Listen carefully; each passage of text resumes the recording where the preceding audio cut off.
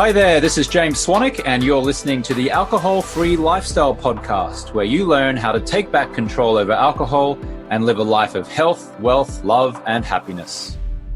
So welcome to this episode of the Alcohol-Free Lifestyle Podcast. My name's Sarah Connolly, and today I'm welcoming Daljit Ghuman.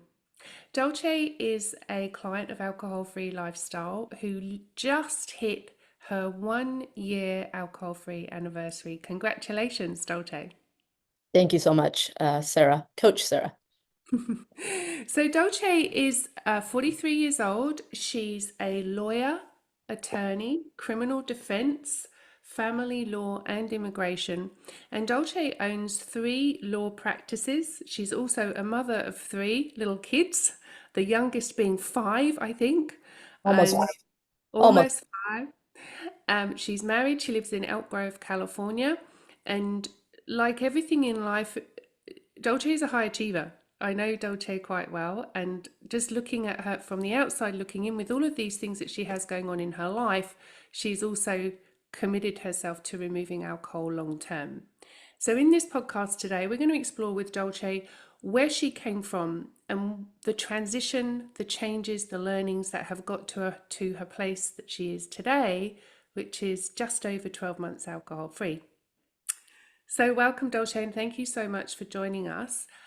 My first question for you is, every person has a moment where they say enough is enough when it comes to their drinking and their decision to quit.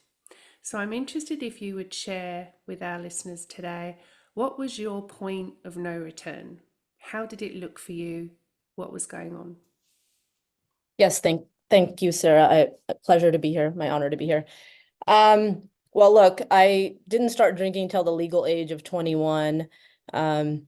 Before that, I had alcohol in my life, not by me actually consuming it, but just in my life. And so I had a different perspective on things. But when I first took that first drink, I think I realized and this is, I'm trying to give it a short answer, but I realized what it did for people, and in particular did for my father in relieving some stress and other things. But I think, let's just to answer, enough was enough. It took me till 42, but I had a lot of periods where I tried to quit or stop it for some time or get control of it, for even in my 20s, even in my 30s, and then early 40s. But I think the enough was when I got angry with myself, because I felt like I had so much control and everything else but that, and it just was holding me back from a lot of things. So Yeah.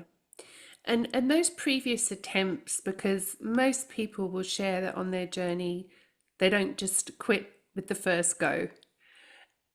What do you think was different about this time that made it stick? Was it the mindset going into it? Were you really more determined, do you think? well, in your 20s, I just think you're just a kid still. I think what you think is, and you're also influenced by who's around you, what they're doing. But internally, I just knew it was wrong. I knew what it had done to me, like it being in my life, not me consuming it. I just felt the guilt and shame from it in the early 20s, which is pretty crazy when I think about it. But then I just kept doing it. And I had a lot of reasons why I think I did. But I think fast forwarding to 42, when I actually made the decision was, well, yeah, my marriage is going down the drain. My kids, they can't go through what I did. And I think the biggest change for me was I wanted it so bad for myself. And I think that's the difference. Before, I wanted it for somebody else, people to look at me in a different light. But now I could still say I wanted it so bad for myself. Yeah. And that feeling disappointed and angry with yourself was really the catalyst in the end for you to say, right, I've got to actually do something here. Yeah, I mean, I did the podcast with James at 90 days, and he called me on my year, and he said, "You're so far from that zombie that you were at the right before you joined." And when he means that, what he means is that I had I would say I would had told him that when I decided to join, it was 2 days prior, but I was so fucked up off of alcohol, lack of words right here, that, Mm. and I was so lost and I was just so disappointed with myself, and the shame of, I started up again, might as well just keep it going. And I was in a parking lot and I just knew I was scared, but somehow I got a message out to my husband, or maybe it was the friend that was with me, that I needed somebody to pick me up. The scariest part about it was somehow I reached from one parking lot to the other, but the complete blackout is what scared me. And the fact that that's just not me. That's just not me. So it was just like upsetting that I actually have gotten back to that point where it was so severe. I needed to do something about it. And I told my husband the next day, I was like, if it's not rehab, I got to find something. And he was agreeable, of course. Yeah, yeah. And so you went online, I believe you went online, did a search, found alcohol-free lifestyle, made the commitment. Can you recall how you felt straight after making that commitment that you were going to quit? I knew I was committed. I'm just that type of person. When I sign up for something, I didn't care what the cost was. I just knew I needed to make an investment on myself and make it quickly before things can turn really bad for myself and my family. So Yeah. I know I spoke to one of a team member from AFL, and he actually said, you are not too off of the type of people we have in this program. And the thing is, I feel like even though you say high achiever, and I don't like even taking that title, I like to say that I came from nothing and I built myself up, but then there's always something holding me back from my highest potential. So when I made that call, I didn't care what he said. I just said, if it's not, and in rehab, I actually reached out to, but I got no calls back, and I got an immediate call back from AFL, and they set up the time, and I was committed, and they knew I was. So that's when I joined. Did you feel relieved? Definitely, 100%. I did feel, I don't know, even with signing up, I think I felt a little shame about it because I knew that, um, me sitting where I am today in career wise, to say I have this big issue that's just holding me down, but it definitely felt like relief because somebody was listening. Yeah, yeah. And so the shame that many of us feel prior to making the decision can really hold us back from actually moving forward because we don't want to say, I have a problem or anything like that. But you did that. Tell me what happened to the shame when you joined the program and started to meet other people who perhaps you related to that were also struggling. Well, I mean, in the first 90 days, it's really hard to share your feelings, but when I shared a couple of things and I noticed like people were really attentive and they're really caring and just listening, and I got nods and I got little reassurance that, you're not the only one. I realized we're all on this wavelength and we're all on the same wavelength together. And honestly, I mean, I could say fast forward to now, I've never ever been able to share with anybody, including my husband, the way I felt internally, the way I've been able to share with the group of people I've met through this program. Mm. And how do you think Sorry, including coaches. I want to make how do you think that changed your experience? Because that shame and being unable to talk about this problem can be really deep ingrained in people and can really hold them back from finding the freedom. So, for you, where is that at now, and how did that evolve and change? All right, let me try to break that down. Well, I would say back when I was joining in the first few weeks, like I knew I'm the type of person that if I'm gonna sign up for something, I'm gonna be all in. So my whole thing was, they said two meetings a week requirements. I'm like, I'll do 4 or 5, whatever it is. So I did probably an average of 4.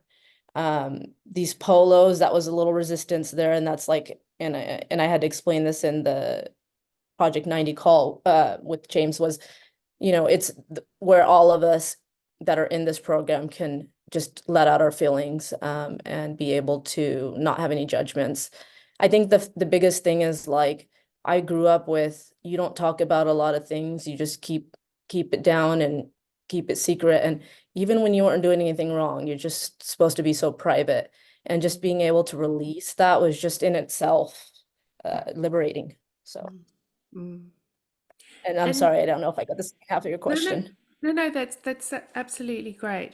So you've come in, you've met some like-minded people, you've been able to release the pressure valve of shame and pushing it down and keeping a lid on all of these feelings. You did 90 days, then you committed to another 6 months. That's right, yeah. Yes. Can you So recall go ahead. at Sorry. 90 days, where were you at 90 days that made you think, you know what, I'm going to keep going here. I'm going to keep on this path. Well, in the 90 days, I had a lot of life come up. And of course, in your 90 days, if anyone's going to take advice from me, you just focus on just keeping that alcohol, away. I don't care if you have to not go to places and stuff like that. People have this, oh, you can't avoid these things. The 90 days are crucial to just starting the process. But I had a friend, and I'll just say her name, Amy, in the program, and she was just like, girl, after the 90 days is when it hits. And I'm like, what are you talking about? And I certainly realized it's the reality because we just haven't dealt with these feelings without masking them or filtering them or using any substance. And I'm like, oh, yeah, that makes sense. To me, the 90 days was a little bit like you're in a goal setting. You're just trying to reach this limit. And then once you get there, and I'm sure these people in Project 90 think this, that's it. We've made it. We made the 90 days. No, no, no, no, no. The real work lies within beyond that. And when I signed up for a year. So I knew I was going to continue on. But as far as the drinking, I knew that I just felt the biggest reason I joined too, besides feeling like a zombie and not remembering the night before, the anxiety would kill me at like 3 a.m. And so I had a lot of anxiety. No one knew. It was just so internal and it was just this burning thing that just kept boiling over. And I thought actually at one point that it was going to kill me. I was going to get, what is that called? A panic attack at a certain point. Because I had panic attacks. I wanted to reach over to my husband, but then I was like, I don't want him to say I told you so. So there was a little of that going on before I joined. But I think he knew. It was just like, he's a deep sleeper. I just sleep very lightly already. So anything that is going to ruin that, and alcohol was, and the guilt and shame with waking up, with going, ah, shit, I did it again, or damn it, here we go again. And just not being present made me say, okay, that was part of the joining. And then that continuing the 90 days, I slept like a baby after a week. And I was just shocked that it just needed to be the removing of the alcohol. So. Yeah, I think it's something that people do find surprising because people often use alcohol to sleep. Right, I've heard that. So, Mm. I mean, I And have siblings that say, how did you sleep after that? I'm like, what are you talking about? I slept like a baby. And so there's that. And then the continuing on, things just kept getting better and better, whether it be business, whether it be my relationships, um, just feeling like I belong to something now. And I think a part of that was this group. I always felt like an outcast. My parents, I'm born in India. I came from Punjab when I was 1. My parents chose to live in the most racist town in the world, I would say. And we just, there was bullying, all kinds of crap going on when I grew up. And it's like, dude, you guys chose this place. So I always felt a little bit like I want to be like that person, but never voiced it and just kind of like held it internal. And I think later on in life, when I chose to drink, it kind of relieved that stuff. And it does. I mean, alcohol does relieve it. But again, what are we talking about? Talking temporarily. We're talking artificial. I didn't realize till 40s that that's what that was. So yeah, yeah. So tell me about anxiety now, because anxiety is horrific if you experience it. I also have experienced it in my life. Does it still have a role in your life, or tell me what's happened with the anxiety?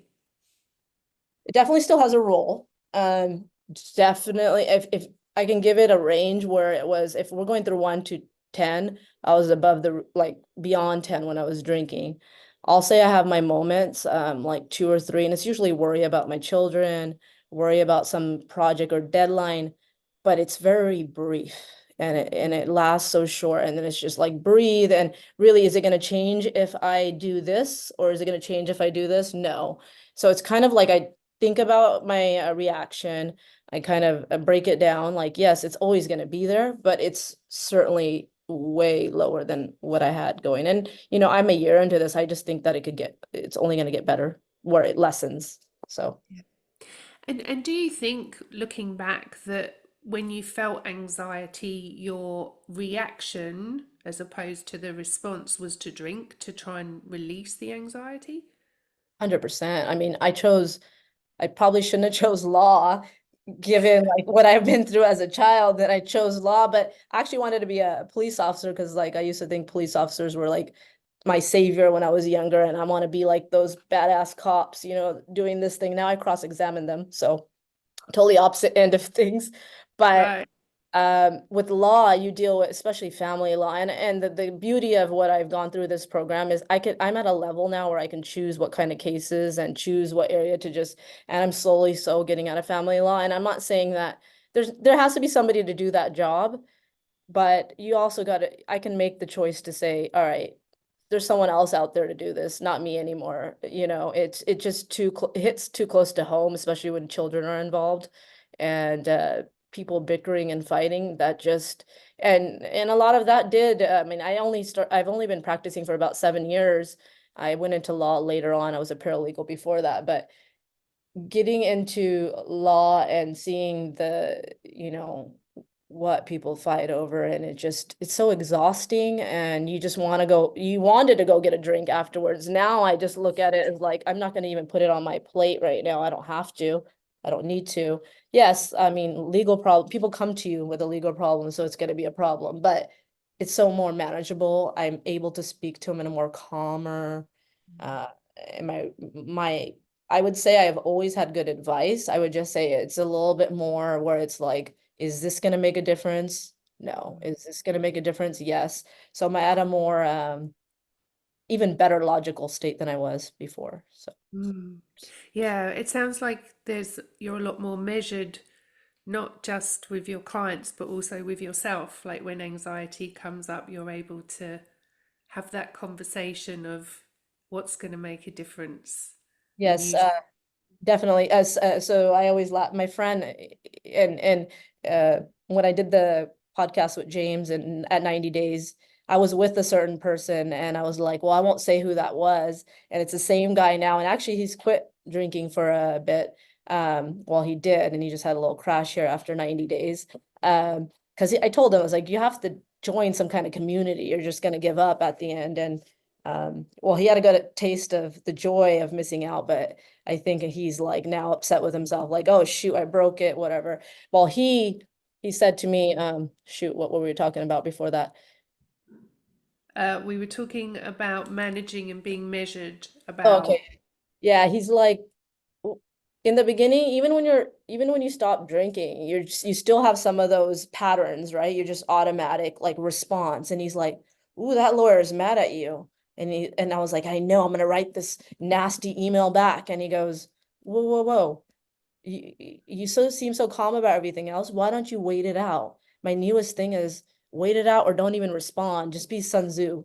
And life has just been so much easier just being Sun Tzu. It's like these people are angry because they're not getting their point across. And it's funny to say this in law because a lot of it's arguing, right? But sometimes less is more. And I always knew that. It's just now I can actually practice it. So Yeah.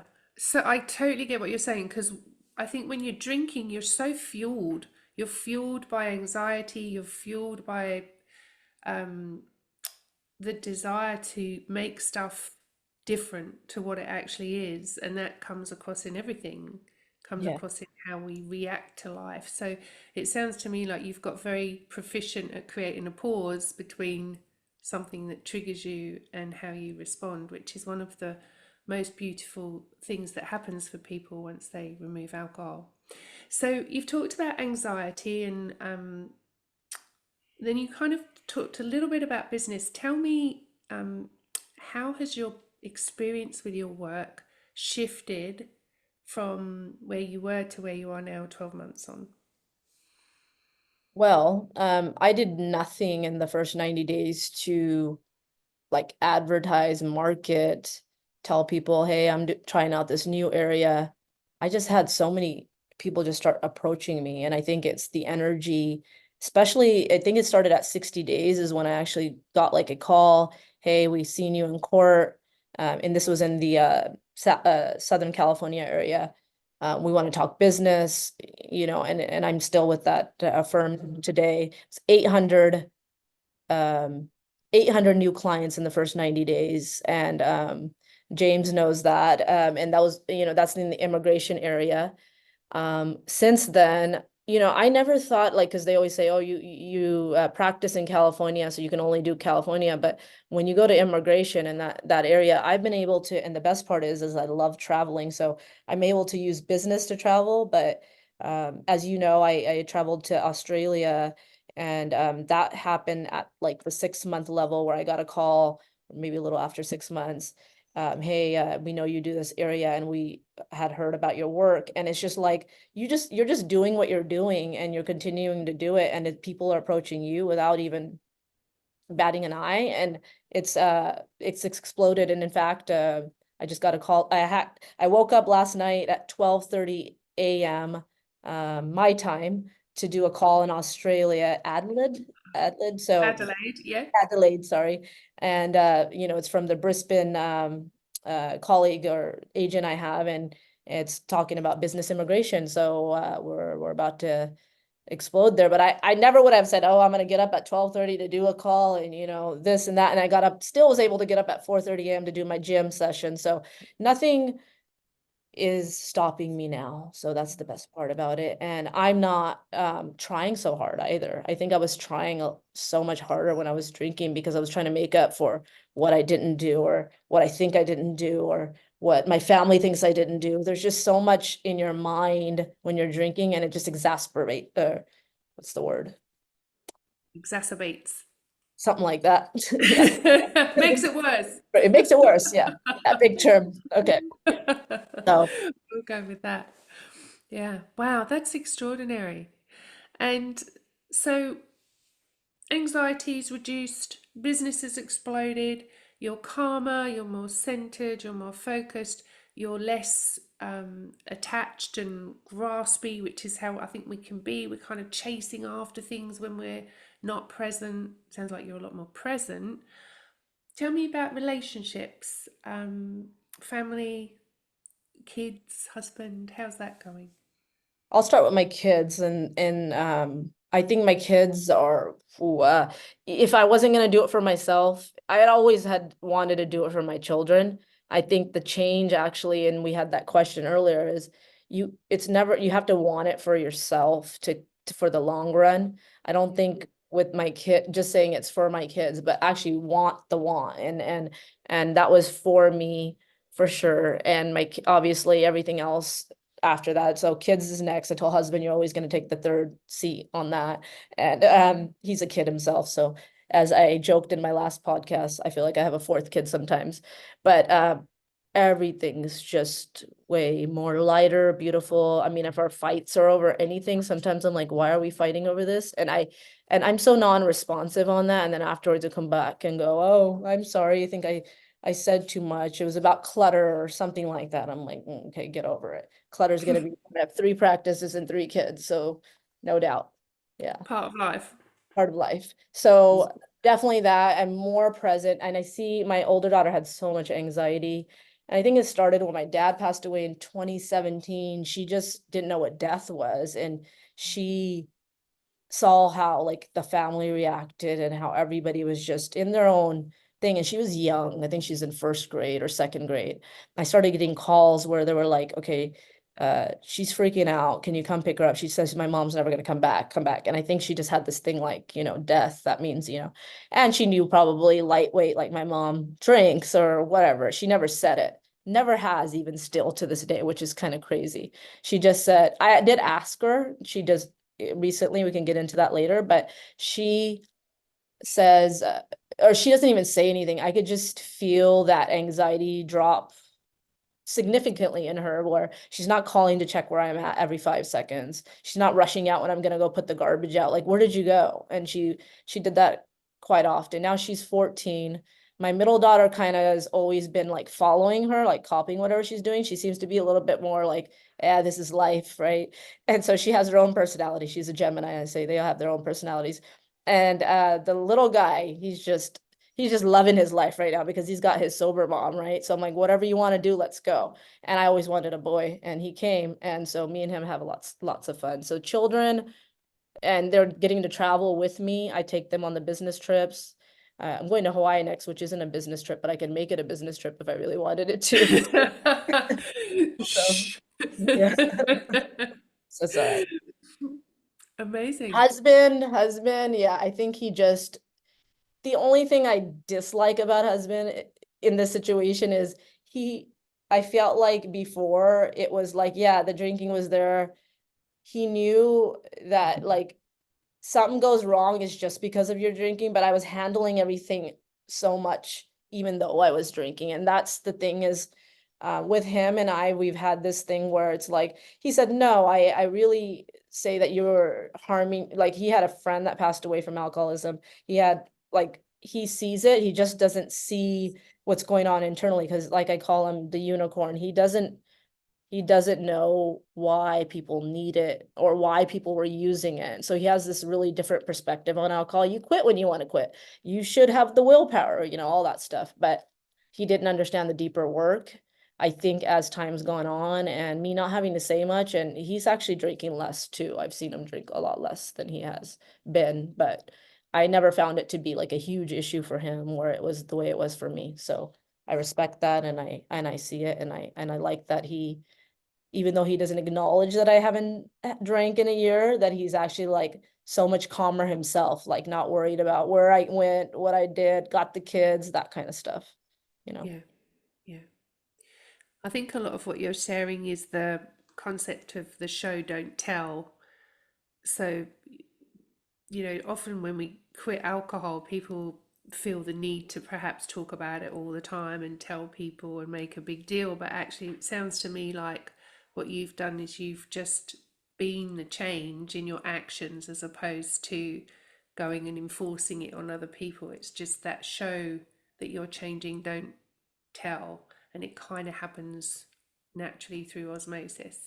Oh, trust me, I wanted to tell. I wanted to be like, I I have know. not drank in this long and you have not noticed. Yeah. But I asked advice to some of my fellow Project 90 and Beyond 90 friends, and they're like, just keep your mouth shut. I was like, that's a good idea. So we'll just do that. And then some coaches too.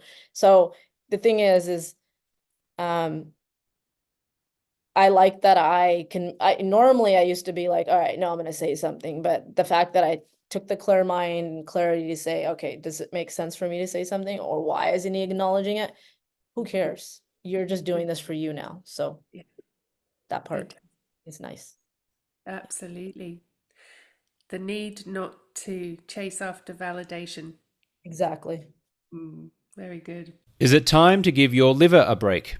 Have you been punishing your liver for many years with seemingly innocent alcohol use? If so, I invite you to show your liver some love by enjoying natural supplements from my supplements company, Swan Vitality. The Swan Vitality Liver Cleanse contains my own concentrated formula of powerful natural antioxidants scientifically designed to cleanse the liver and support blood circulation. Just take 3 capsules every day with your evening meal with a half glass of water, and you will love the results you will see and feel. Swan Vitality is 100% natural, safe, and effective. To get started on your Swan Vitality journey, I'm inviting you to enjoy 15% off your first order. Just go to swanvitality.com and use the code JAMES at checkout. That's swanvitality.com. Use the code JAMES at checkout to trigger your 15% off. So, the last thing I want to touch on is you talked about belonging and community. Tell me how big a role that played in your life, getting you to where you are now. Well, As a child, I think I felt like I had to grow up very quickly because I had to handle stuff that a child should not. I had a lot of resentment where I was really good at soccer. I had a scholarship, at all these things, and but then I always just felt so alone. No one was listening. My parents didn't give a fuck. I mean, my siblings, they seem to be in their own world because they're dealing with their own trauma. And it's just like after time, you just, even in high school, I think high school is where I really felt alone. I remember I got the scholarship, or before I got the scholarship, they're like, you are the 5 of the 15 people that are going to Germany to play soccer. I was in a German class and we won the World Cup or whatever. And as 5 girls are going, these 10 guys are going, and I was like, oh shit. My concern wasn't like, I wasn't even excited. I was like, are my parents going to be able to let me go? Are they going to be able to afford it? Because I came from nothing. So the biggest thing was I always just felt like I don't want to share it. And that made me feel alone. I felt like I shared it with my professor because I was like, do I need a visa for this? And I had an Indian passport at that time. And she's like, no, you shouldn't. And I did need a visa. So I found out when I got to Germany. That's a whole nother story. But um, the people I was around, they were just so popular. They had came from money and the stature that I just didn't have, and I was embarrassed to admit a lot of it. But my way of was it I can show it. Look, I could play really good. I do these things well, and alcohol really just helped me feel better in my 20s, so much so that it made me say, okay, I'm not alone, which is scary, is that you're relying on a substance to go, oh, you're not alone. And it really is just a substance. It really is this poison just sitting beside you. And it works. It works. That's the scary part. It works for a lot. I mean, if I wanted to be brave, I can drink. If I wanted to be the best speaker, I even used it to play sports sometimes when not in my teenage years, but in my 21 over. I was going to the gym before I drank and then went to the gym. And now I think back, how stupid was that? But a lot of things, or I used it before doing a big public speaking event, just social events. And then the biggest thing is I used it for the most was like, I'm not going to be like my father who isolated himself and drank in the garage and avoided us and abandoned it. But the whole time I thought, I'm not, uh, when I drink, I thought I was with somebody and I was really abandoning myself the whole time. And it took me till 40 something to realize that. But um, the alone part, joining this program and being able to share some of the things that other people might like look at you sideways. Because I know a couple of people got wind of my life story and they kind of gave me a different look, or they just avoided me. And perhaps that's, now I look at it as they were just scared, they don't know how to help or whatever the situation is. And now we're dealing with, I put myself in this spot. I am a high achiever, if I really want to say it out loud. No one else has 3 practices in my family. No one else has a business going well for them. No one else has a family that's still a unit. I mean, my older sister does, but she's got other stuff going on. And it's just like, I'm not alone, and I could actually speak to others about it. And they're just like, well, wait a minute, you were never alone. In your mind you were, but it really is just your own internal, I call it a tug of war in my mind, that's always been going on. And I can still picture it now to this day. I have strong men on one side tugging war, and that's the alcohol side, strong, like muscular. I have skinny men, well, I'll say men and women, on the other side tugging on the other end. Now it's changed after a year where the strong side is, they're strong but they're hungover and they're sick, and they're like, these jockeys are like, oh, we fucked up last night. The other ones are skinny, fit, and smart, and it's just won over. I don't know. It's just my mental. Uh, After a year, that's what I get, and the tug of war is pretty much over. In the sense that I know the alcohol is sitting there where those jockey men are sitting, but it's just so far on the other side where it'd take a real big tug to pull me back to the other side. So Yeah. I that's love that visual. No, I think a lot of people will relate to that inner battle that we have, but that you've yeah. now got a really powerful visual for that. So wonderful. Um, Tell me, so before I'm going to ask you for your top tips for our listeners in just a moment, but But before I do, I wonder if you could share what your relationship is like with yourself now, from being so angry and disappointed and shameful. How do you feel about yourself now, a year on? Honestly, even though it's a year on, I think it's still a lot of work after a year. Like I didn't even recognize like the difference of who I was and am and potentially going to be. I think that I just each day I learned to love myself a little bit more. It's really hard, I'll say that. That's probably the hardest thing in this journey is just like it's okay. This I literally have to talk to myself like a baby. I Yeah. mean, like that other person's the baby. I'm the adult going, it's okay. Come on over. It's gonna be all right.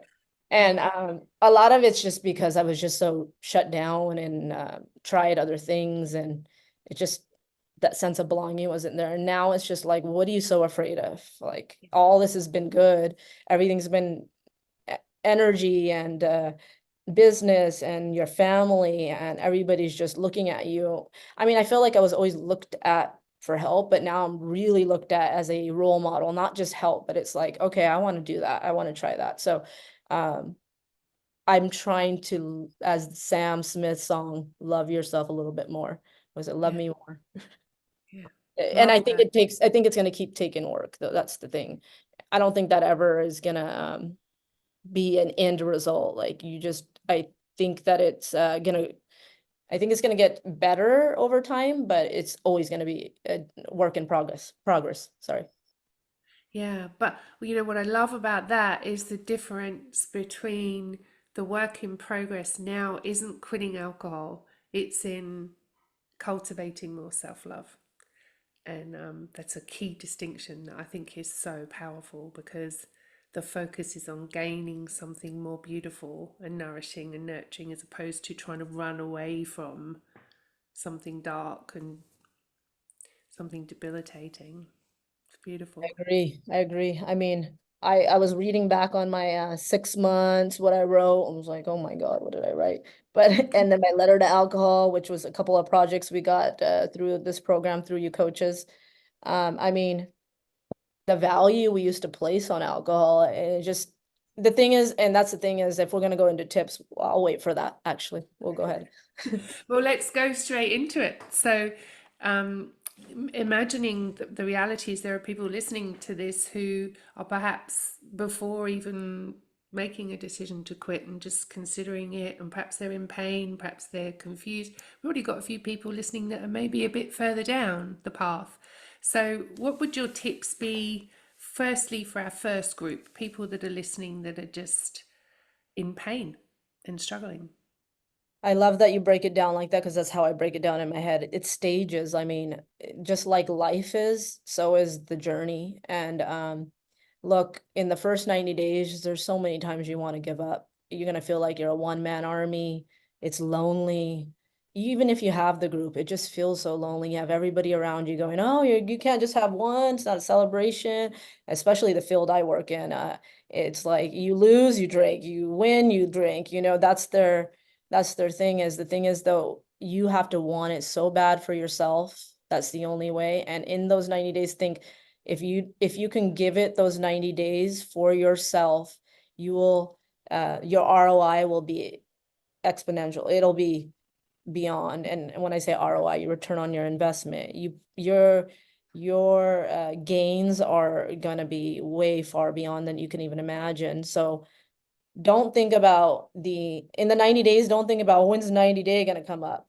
Just take it day by day. You know, I know if everybody's heard that before, but again, giving up is so much easier, right? And no one's ever gained anything from giving up, right? So why give up? And if you've come this far to join the program and called up AFL or whoever it is, you definitely have come to a point where you want to make a change, and you know you've tried probably 100 times before, but you're still wanting to help that inner self. And I always tie it, I think drinking, especially when it's a problem for somebody, there's a underlining emotion or emotions.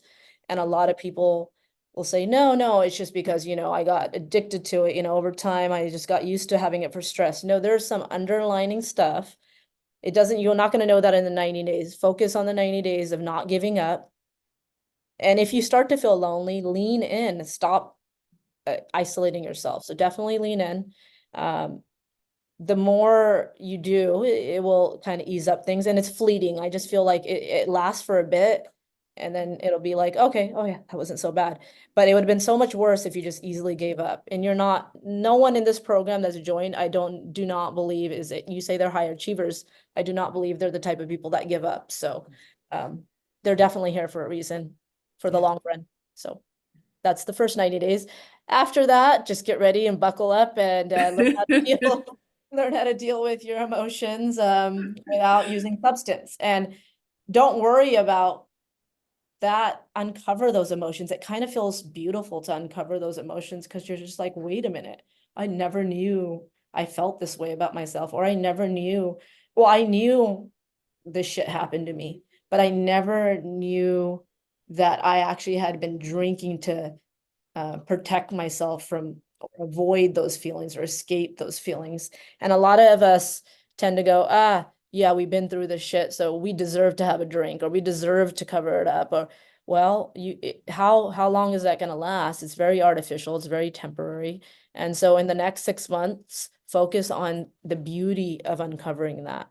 I felt like even when I drank, I just have appreciation for beauty and excellence and love and all these things. And it would just, I was like, oh, this is so euphoric with the drinking. It made it even more beautiful. But I laugh at that now because I'm just like, well, and then when the alcohol dies off, then you're just like, where the hell am I? What am I doing? And so it heightens everything. But just living at that, there's a word you use, I think. Homeostasis. There's another word you use with an E, I think it's a yoga term. Oh, equanimity. There you go. I'm not going to be able to say it, so I'll let you say it.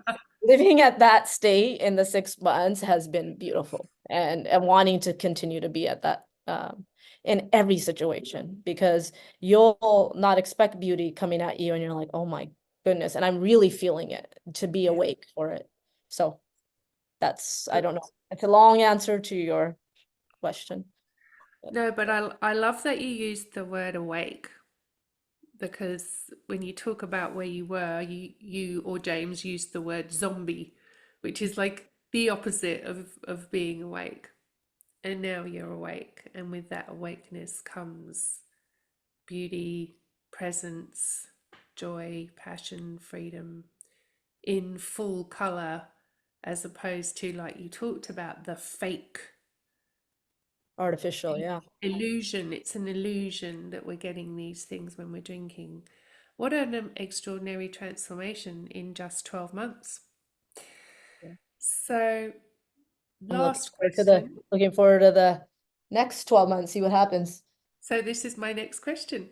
Okay. What's uh what's the goal for you moving forward in regards to alcohol?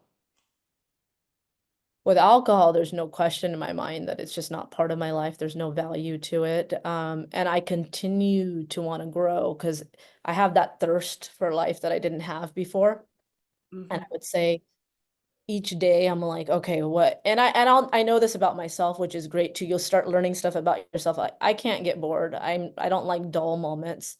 Even with my law practice, I'll be like, all right, I got to get out of here and go walk around or something because it's just too much in my office sometimes.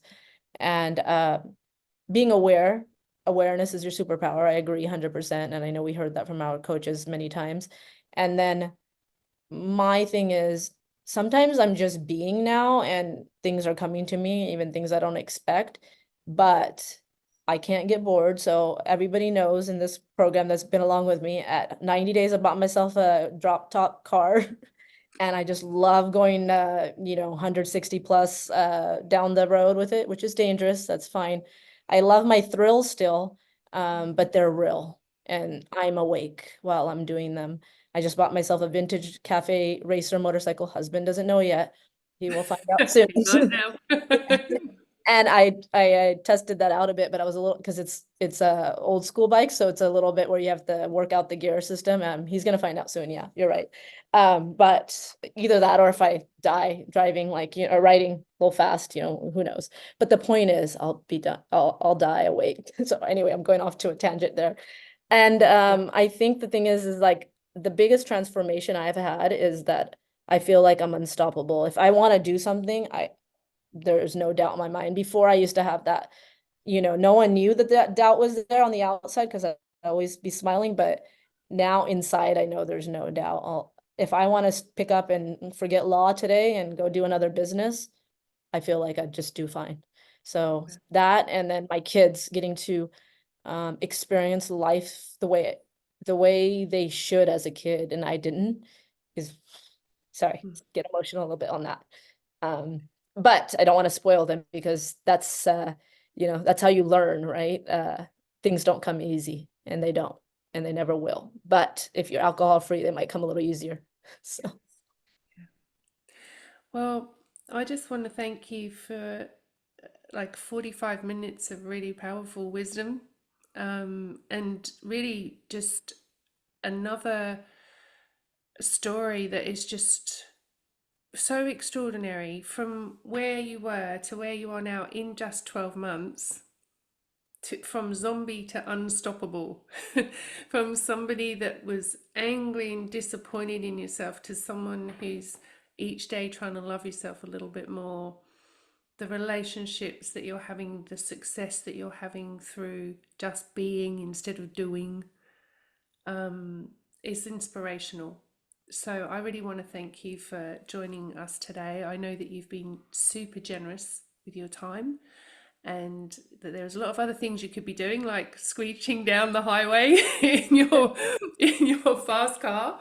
no, I mean, But I'll add to that. I went, we got like 9 minutes. I'll add to that. So I do criminal defense, right? So I had a friend who had a case from back in the 1989 to 91, two friends, sort of cousins, and it was a pedophile situation. And so me being defense counsel, and I do not do those cases, I want to put that out in the public.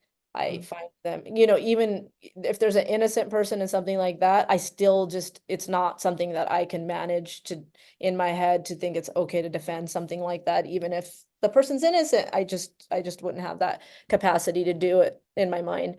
So anyway, friend, over the years, she suffered so much from what happened to her between the ages of 8 and 11, and her cousin, which, I became friends with her too after that. And I went throughout the trial, and I was present for them. Like, they would have not noticed the difference if I was drinking or not, because I've always tried to be present, but it wasn't. I felt like I was so much more present. The way I felt about being there for every moment. The jury just came back today, guilty on all 10 counts. That person is going away for a long time, and what they've suffered, and they're in their 40s, early 40s now, testifying about what happened to them as kids. There's a long story about why they've told, and adults covering it up and all this kind of stuff. I mean, I watched that grown old 60-something-year-old man going away for the crimes he committed, in his 20s.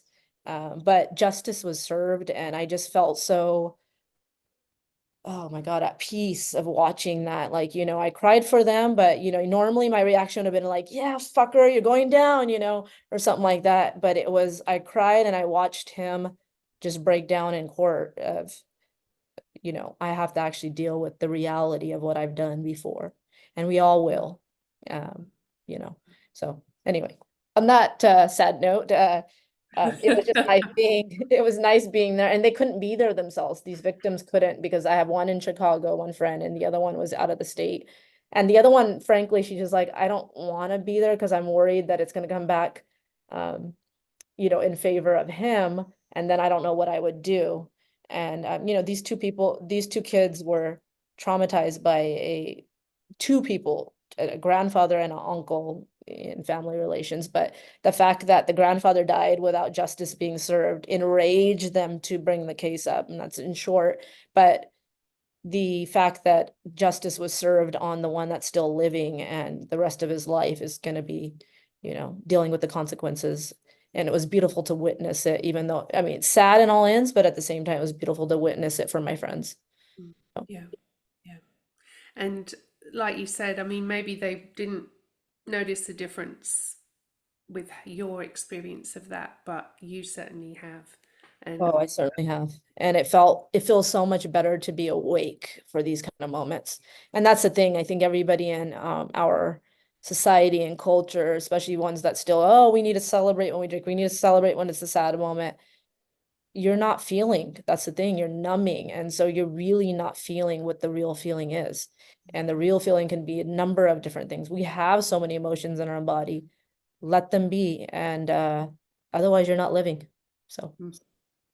Well, on that very powerful note, thank you so much, Daljit, for joining us. And I cannot wait to see what's going to happen in the next 12 months. Thanks. Take care, Thank sir. Love you. Bye, Daljit. Thanks for listening to the Alcohol Free Lifestyle podcast. I want to load you up with some free stuff right now. So if you want to go to jamesswanwick.com/guide, I will send you my Quit Alcohol Guide, which has helped six-figure entrepreneurs and top professionals reduce or quit drinking. You can also text the word QUIT GUIDE to the number 44222 if you're in the US, of course. It doesn't really work anywhere outside of the US. But if you're in the US on your mobile phone and you'd like that guide, text the word QUIT GUIDE to the number 44222, or you can go to jamesswanwick.com/guide. If you'd like to schedule a free 15-minute call with one of my top coaches, just an exploratory call to see if or how we can help you, then you can go to jamesswanwick.com/schedule, or you can text the word Project 90 to the number 44222 if you're listening in the US on a mobile phone. That's jamesswanwick.com/schedule, or you can text the word Project 90, that's one word, Project 90, to the number 44222. Feel free to send me a direct message over on my Instagram account, which is @JamesSwanwick. You can also watch video episodes of this podcast and a series of other educational videos on my YouTube channel, which is James Swanwick 1, or you can direct message me on Facebook @James Swanwick Official. And finally, a request. Would you please now write a short review of the podcast inside of the Apple Podcast app on your phone or on iTunes on your desktop computer? Would you please give the show 5 stars and write a quick 1 or 2 sentence review? This will help the show get in front of even more listeners, potentially transforming someone's life. You can rate and review the show inside of your Apple Podcast app on your phone or over on iTunes on your desktop. Thank you so much, and I'll catch you next time.